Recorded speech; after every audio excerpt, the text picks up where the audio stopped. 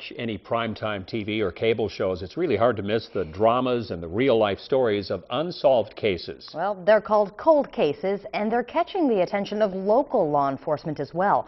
KCRG-TV 9's Ashley Hinson delves deep into the world of Iowa's cold cases and shows how some are starting to heat up. Tonight, we look at the struggles and the successes investigators face when looking to bring justice to the victims of cold cases. Cases of those who are gone, but not forgotten. These are just some of the faces of people murdered or gone missing in Iowa.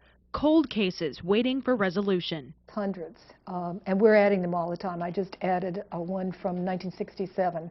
Nancy Bowers is one of the administrators of the website IowaColdCases.com. She's also an author looking into one cold case in particular, the case of Sheila Collins. I actually love her. I think she's just a wonderful person. The more I found out about her, the more tragic it became. You know, she wasn't just a name in the newspaper or a photograph.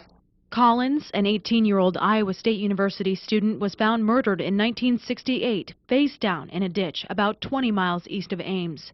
Sadly, her case is not unusual. Take the murder of 37-year-old Donna Marshall of Iowa City. She was found mortally wounded at the Bon Air Mobile Home Park in 1996. The child was dropped off at her mother's house, went inside and found her mom with a gunshot wound. Lieutenant Jim Steffen is in charge of the Iowa City Police Department's Criminal Investigations section. He says many times if they run out of leads in a murder investigation, there are only a few things that can help them crack a cold case. The most recent help we've got is the advancement in DNA. A lot of times DNA was collected back then and there was nothing they could do with it at that time. That indicated blood when he tested it with their chemicals. Waterloo Police investigator Robert Duncan says his department recently submitted evidence from a 1979 missing persons case and got a male DNA profile back. Times have certainly changed since the original detective conducted interviews and collected evidence. At that time, he thought that the gentleman did commit the murder, but there just wasn't enough evidence to link him to it at the time. Willie Ann Rucker, a mother of 3, went missing in 1979, just days after calling police to say her boyfriend was scaring her. Nobody has seen or heard from her since.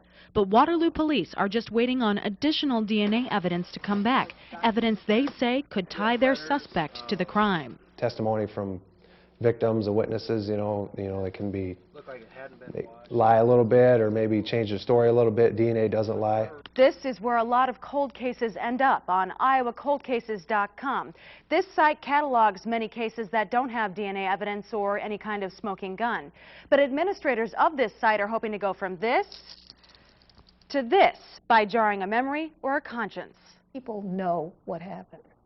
There are people out there that know who killed somebody and how it was covered up. They know where that person is now. Detectives TV9 spoke with say many witnesses may be reluctant to come forward with details because they may have been involved with a related crime at the time. Investigator Duncan says busting witnesses isn't their top priority. What's more important, putting a murderer off the street or charging this guy with drugs? And I think everybody will agree that it's much more important to get that person that committed the murder. Many departments throughout eastern Iowa are establishing cold case squads to take a look back. But many times those investigators also have piles of casework from current crimes to sort through as well. Coming up tomorrow night on the KCRG-TV 9 News at 10, an exclusive look inside the DCI laboratories to see how investigators use DNA, fingerprints, and ballistics to catch a killer. Thanks, Ashley. Well,